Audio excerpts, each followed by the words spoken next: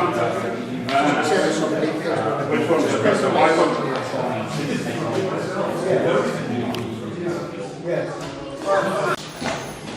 Right. I'm Barbara Jacobson. I'm your chair for this evening. What can I say? Lucky you. And what I'm going to do first is introduce various people, and then I'll tell you how it's going to work. But the very first people I want to introduce are our co-hosts, Dave Paul from Momentum and Kieran Crow from Barnet Trades Union Council, who each want to say just a few words of welcome and information. This is Dave. Hi, I'm Dave. I'm convener of Barnet Momentum, and welcome everyone to the debate this evening. Just wanted to tell you a little bit about Momentum for people who don't know much about it. So Momentum grew out of the Jeremy Corbyn for Labour Leader campaign, and there are local Momentum groups all over the country. We're taking up the radical socialist message that Jeremy Corbyn raised, and we're taking this up both within the Labour Party and in public campaign as well. The message that he raised during his election campaign and since becoming leader as well. We want Labour to be a more thoroughly democratic, member-led party, committed to socialist policies that represent values of democracy, equality, common ownership, and support for workers' rights. We promote peace and solidarity between people of different nations and support struggles for human rights around the world. In particular locally, but also in terms of national politics, we stand against cuts in privatisation and outsourcing of public services, which should be accountable and run to meet needs, not to provide private profit. The local branch, Barnet Momentum, meets about monthly. Our next meeting is going to be next week on Tuesday, 14th of June, in this community centre. So if you like the sound of what we stand for, please join us and come along to the meeting if you can. Thank you. And here's Kieran speaking for the Barnet Trades Union Council.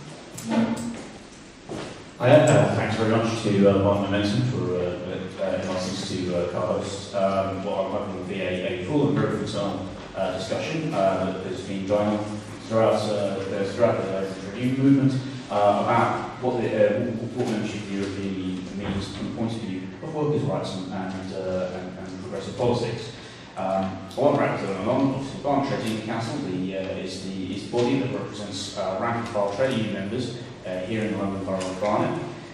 We've been going on Hope Form now for, must be getting on for 8 years, I think. We've been involved in a very wide range of campaigns all throughout this borough. We helped set up the Barnet Branch of Public Services. We've been at the supporting workers in struggle, whether it be UCU last week or coming up this week. The very important struggle of unison workers in the library service, who will be striking to defend libraries Monday, Tuesday, and Wednesday of next week. There'll be picket lines we can visit if they're able to make it. 8:30 each morning, Mill Hill Monday, North Finchley Tuesday, and Chipping Barnet on Wednesday. And I think I'll just sum up with this excellent statement of solidarity from John MacDonald, the Shadow Chancellor. I want to pay tribute and send solidarity greetings to the Barnet Unison library workers who have taken 3-day strike action starting Monday the 13th of June. They have been fighting for an inspirational workplace and community campaign with the Save Barnet Libraries campaign. And I would like to thank them for their sterling efforts to expose and prevent the proposed widespread decimation of their library service, which was half the workforce dumped onto the dole queue. Barnet Unison has been a fine example of how trade unions and their community can work together in fighting austerity policies which are destroying public services up and down the country, and they have my 100% support.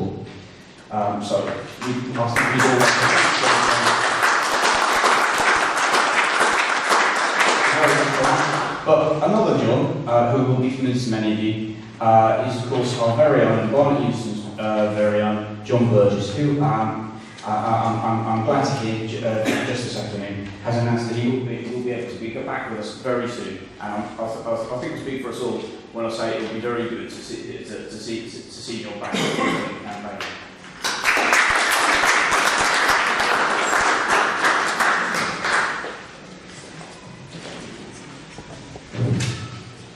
Right. Now, I'm going to introduce the speakers to you. They will each have 5 minutes to give you their point of view. We'll then open up debate to the floor.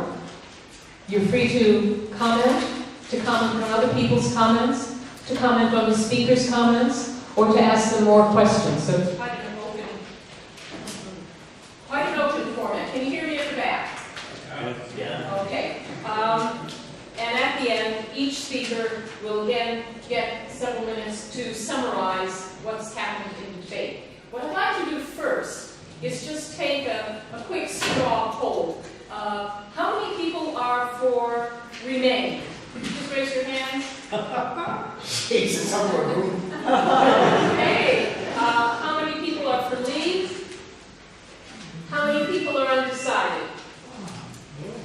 Okay, so I'm going to do this again at the end to see if the speakers have managed to change their minds. I'm actually for an active boycott. So I'm not undecided, I'm for an active boycott. Of the referendum. Yeah, it's not our referendum, it's somebody else's referendum. Right. Sorry, no problem. The second might work then. We'll see how long this battery lasts. Okay, I'm not going to use the terms left and right even directionally because people will misconstrue me. So, on this side, let me introduce Vicki Morris.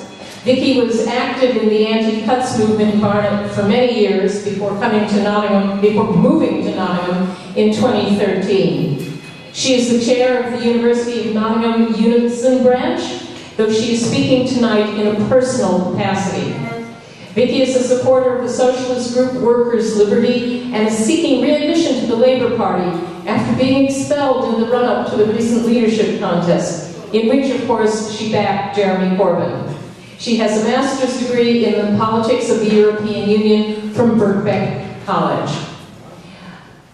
Next to Vicki is Matt Rack. Matt joined the Labour Party in Manchester in 1978. After moving to London, he joined the London Fire Brigade in 1983. Matt, too, was expelled from the Labour Party in 1991 and rejoined last year, when he also proposed the FPU reaffiliation to the party after the union backed Jeremy Corbyn for the leadership.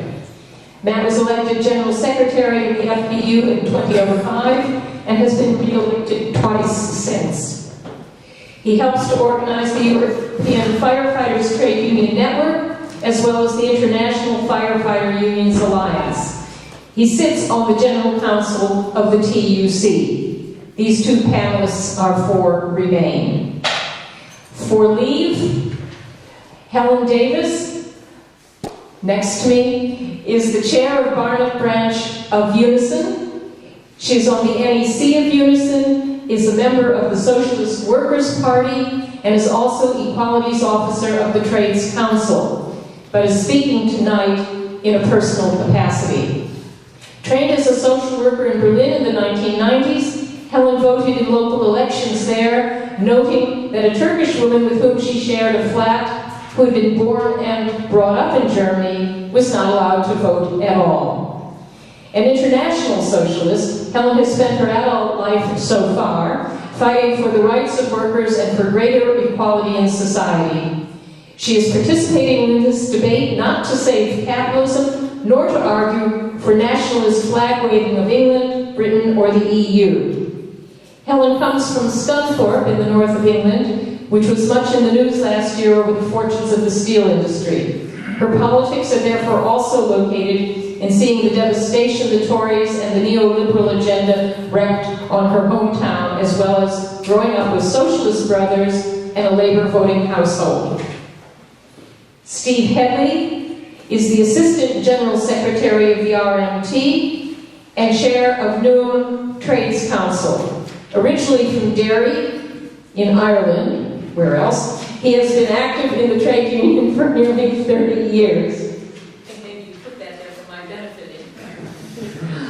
Right, so we will start with Remain, since most of you were already in that camp. Let's see if that changes anybody's mind one way or the other. So, Vicki.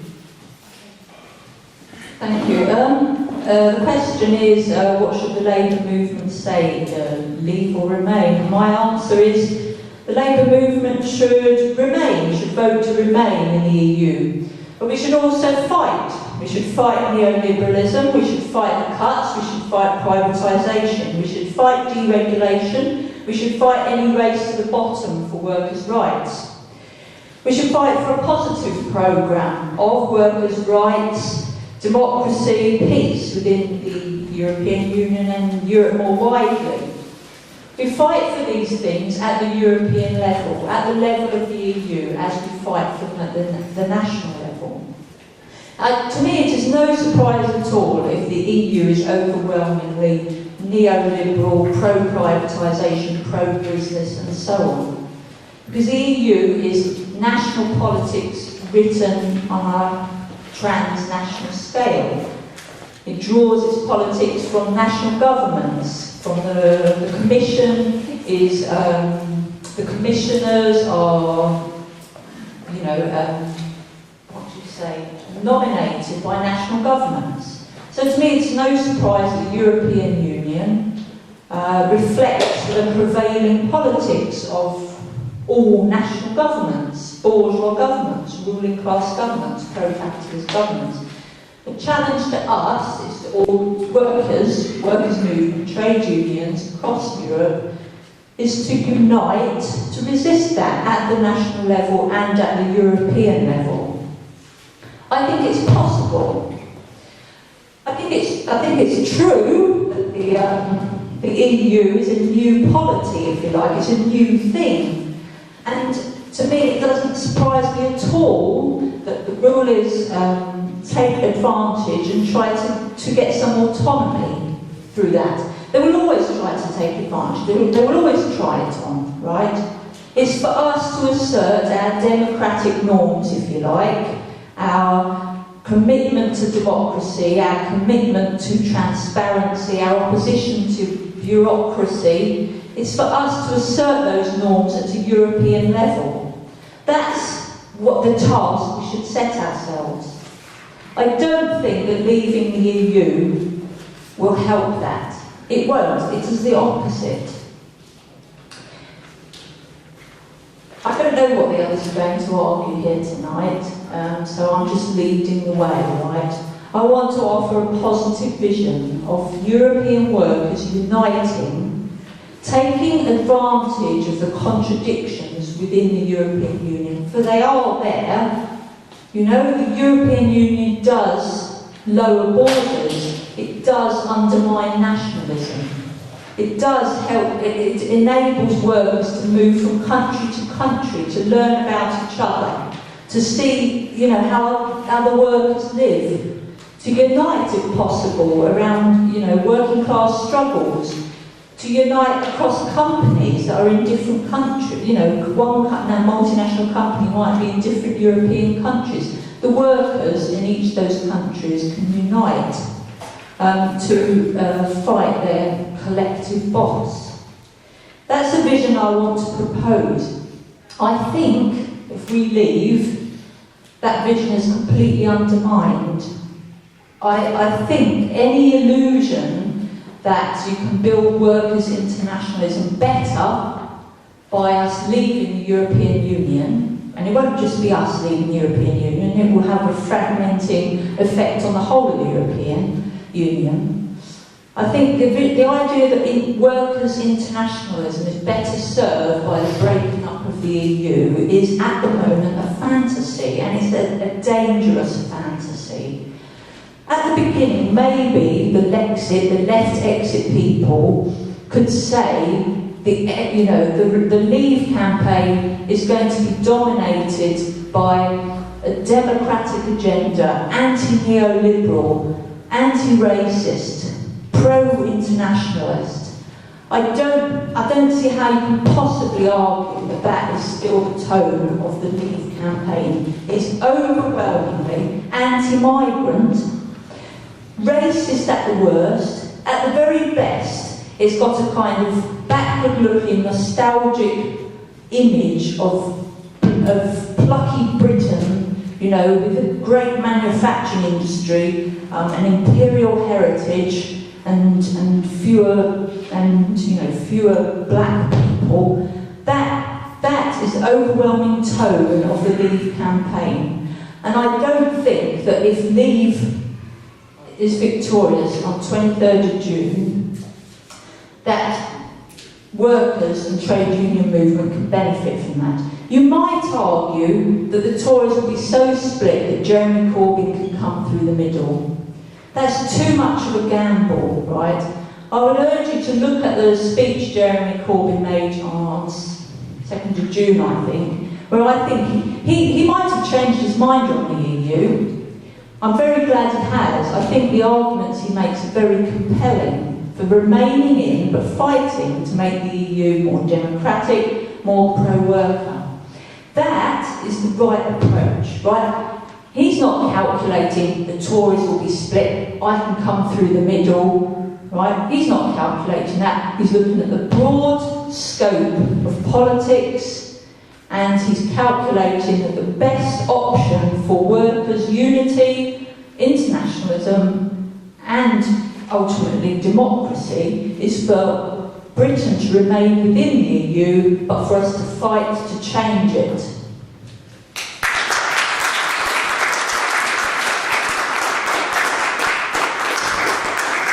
Okay, now to hear one person to the other side first. Helen?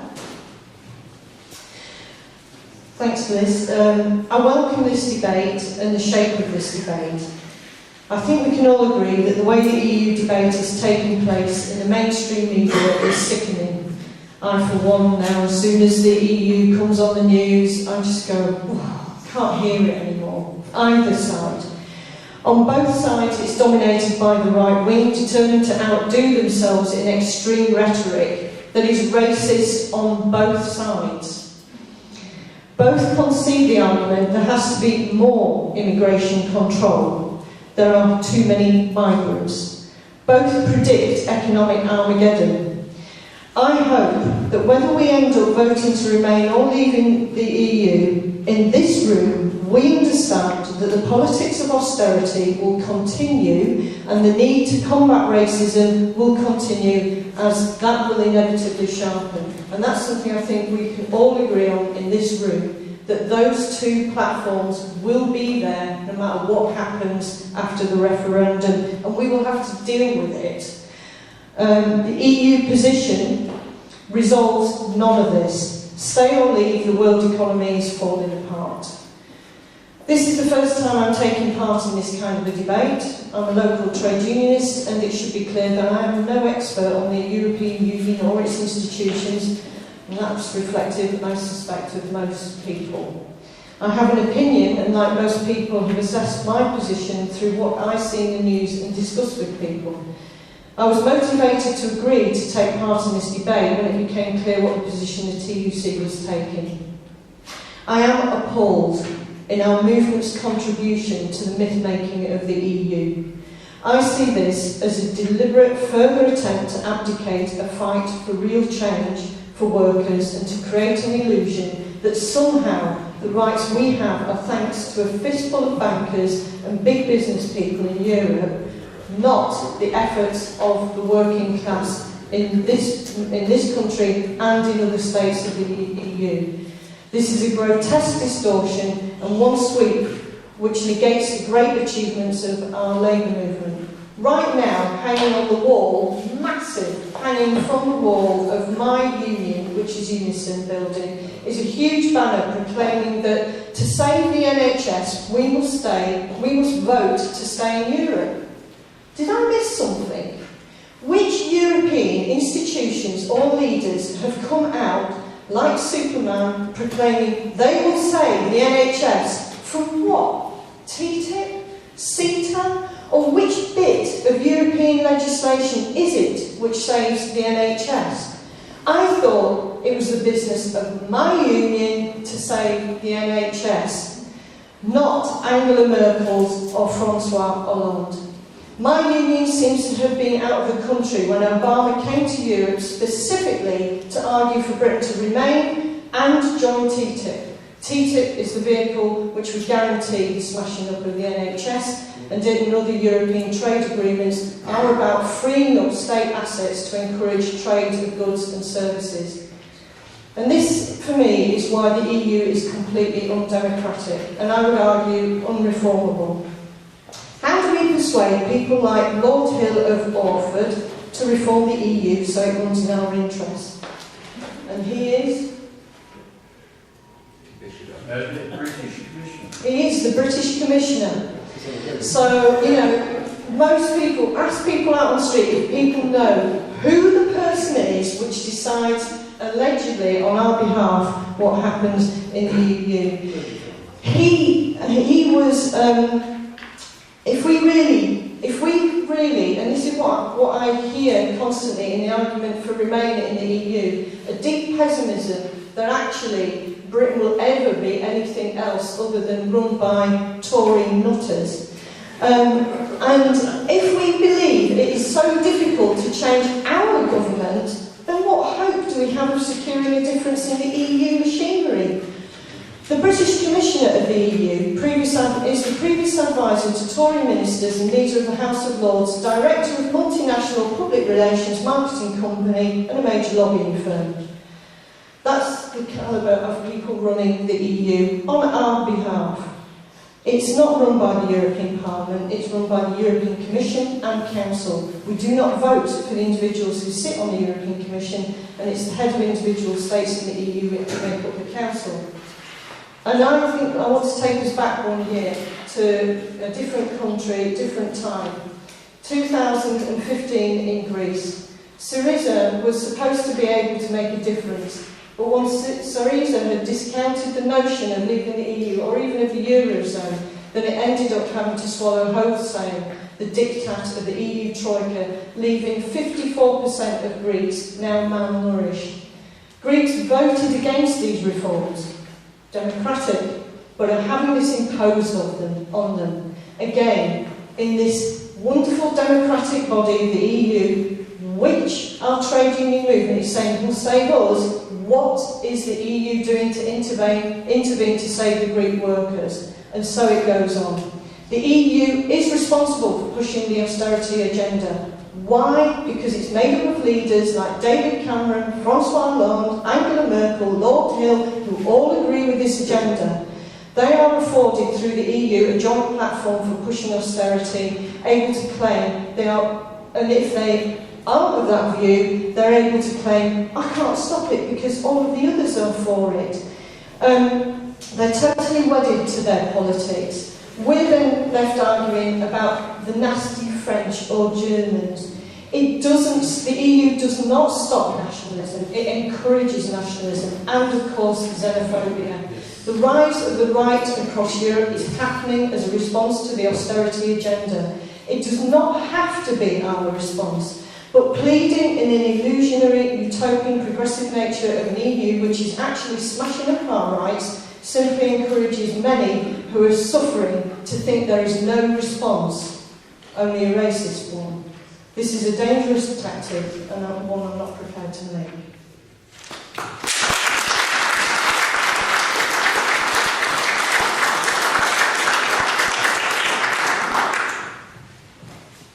Well, comrade brothers and sisters, it would be great to see initiatives like that. Obviously, time is tight. I'll try and whiz through my arguments as quickly as I can. The starting point for me actually picks up on a point that was made in the front here. It's not our referendum.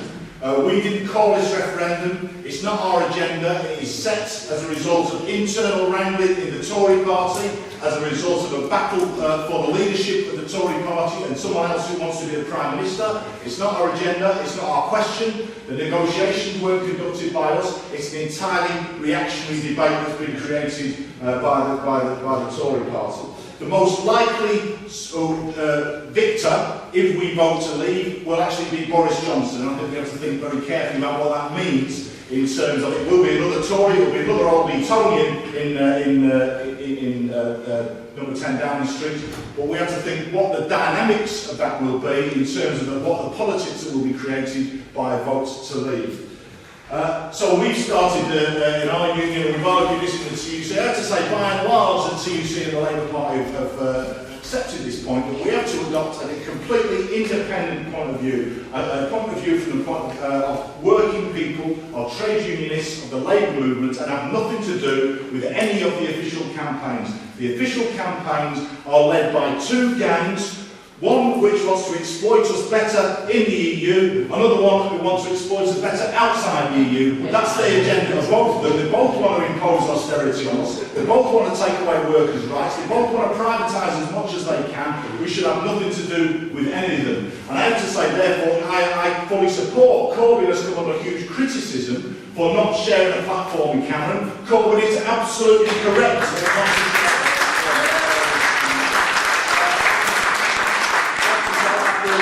By the fact that Sadiq Khan and then Harriet Harman have precisely done that. I think that will do nothing to convince Labour voters that Labour's got a clear position. I think it will confuse people if anything. So an independent position is absolutely necessary. This phrase is often used in these debates, so I'll get it in there first. The EU is a boss's club. The EU is created by capitalist states, and inevitably it reflects the interests of those capitalist states. So yes, it promotes capitalism, it promotes the interests of big business, it drives austerity. But here's the key point for me, comrades, so does UK PLC. So does the British state, and is probably the longest established international institution, worldwide institution, precisely with that record and that experience.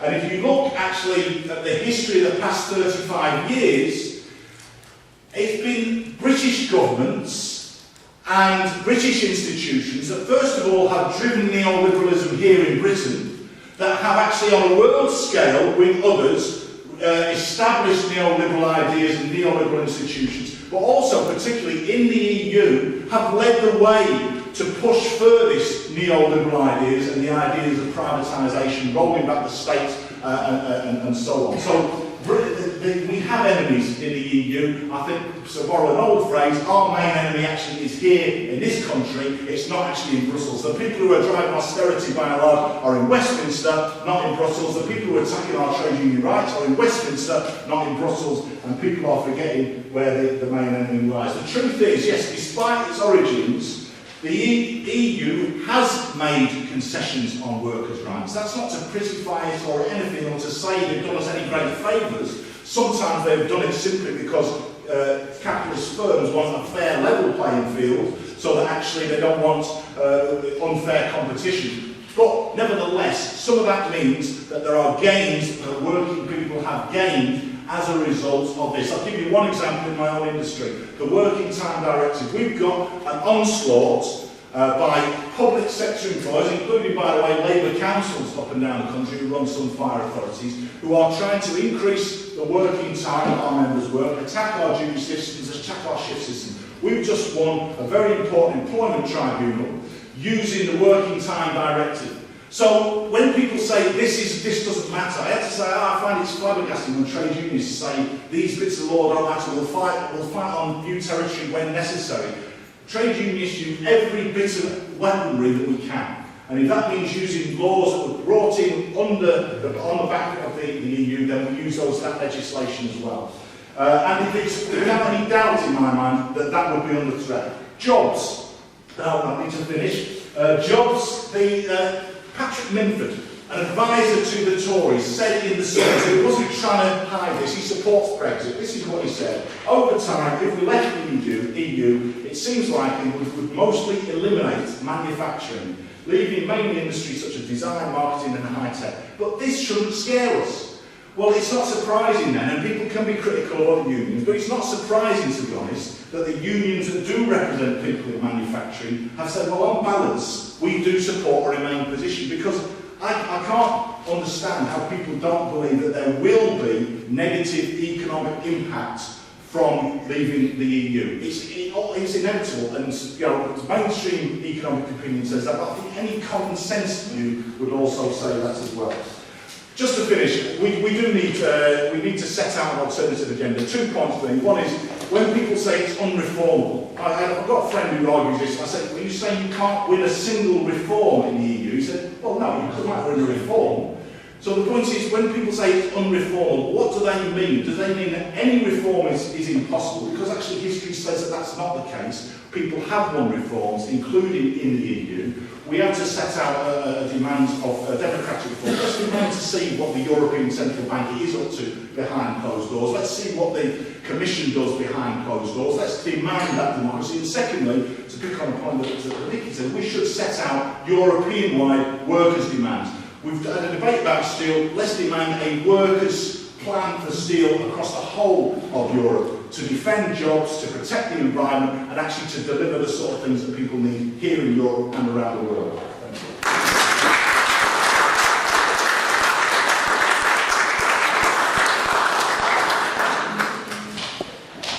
you. Yeah, thank you, Chair. And it's working. I don't need it. Thank you, comrades. And I think it's you know, it's worth saying. I mean, I agree with Matt. Both of the main Leave and their main campaigns are absolutely capitalist controlled and are racist. And I hope that the debate in the hall doesn't degenerate any sunless debates that we have in other places where if you support Leave, then you're a racist. If you support Remain, you're a racist. Because we can always say that these people like Boris Johnson, Nigel Farage and all the rest of them, they're like stop clocks, aren't they? They're right about twice a day, but it's for all the wrong reasons. So that's what we have to say, first of all. I'm going to put my trade union's point of view. We're a socialist organisation. We want to get rid of the capitalist system, replace it with a socialist system. And that's why we're supporting out of the EU. We're not doing anything for racist grounds. In fact, quite the contrary. We see it as a bit of a facile argument, actually, when you're saying that you stop the free movement of people across Europe, you're mainly white and Christian, to allow them to move across Europe, that's quite fine, but you know, they bar African and Asian and other people, they're not within the European Union. Their free movement stays the same, that they're not really coming, the borders are still there for them. And somehow say that this is racist, I think it's turning reality on its head. I mean, the fact of the matter is, the European Union, focus Europe, maintains its racist borders against everybody else. Just look at Turkey now. We're paying people who've been dislodged by imperialism, both British and European, from their countries in Syria and Iraq and other places. They're going to Turkey, and we're paying the Turks, they actually turn around and send them back. That's focus Europe for you. So don't say that this is somehow some anti-racist institution. It's anything but. Now, if we look at the philosophical question, where did the European Union come from? And it isn't actually a recent phenomenon, or fairly well, before my time. I mean, 1957, 10 years before I was born. And that came about, the European Coal and Steel Federation. And from the very off, it was a bosses club. I'll agree with Matt on that. And what it was about was a free movement of capital, labour and goods and services within Europe. Now, given the fact that this is made up of, 6 former empires and 6 struggling imperialist economies, do you think that the intention of that was they'd be good for the bosses or good for the workers?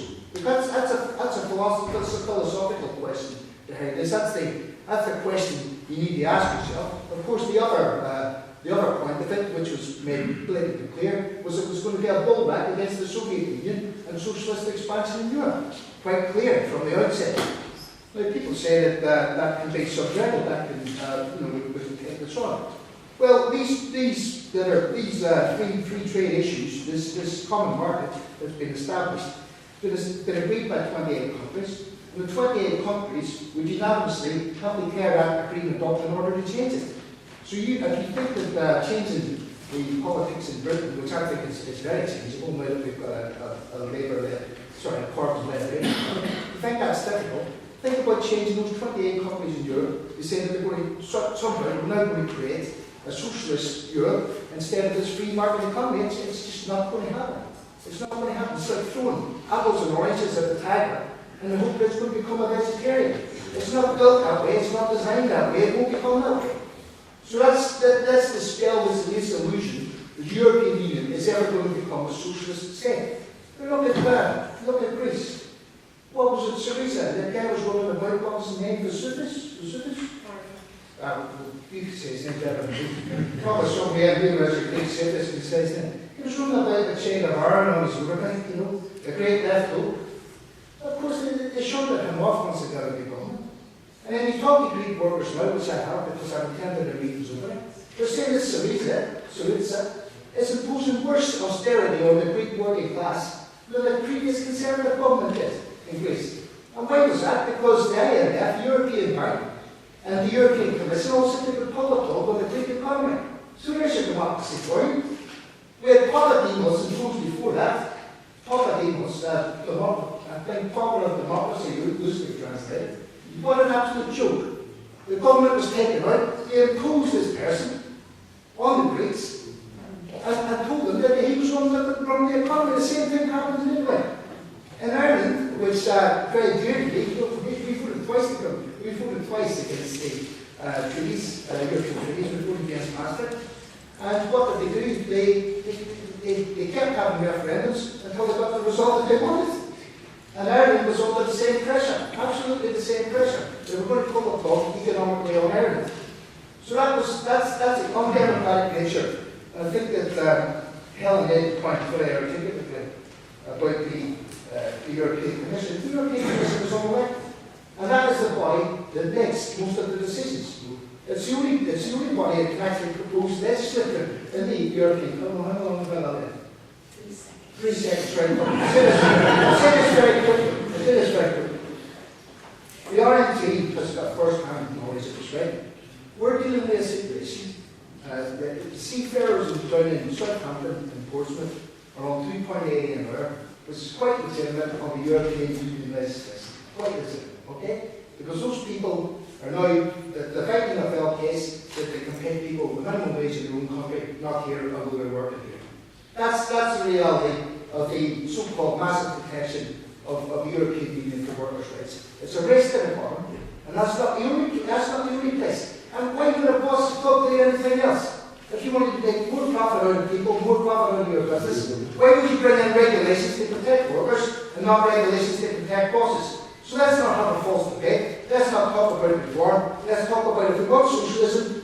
We elect a socialist government here. One final thing. How do you tell me how Jeremy Corbyn is going to renationalise the railways, a policy that 70% of people in this country want? How is he going to renationalise anything else when actually the fourth railway package absolutely forbids it? You've got French rail workers now going on strike in France because of the exact same programmes that they're bringing in the air. They're actually denationalising, privatising the French railway system because they're afraid in every European country there's now only private competition. So there you are.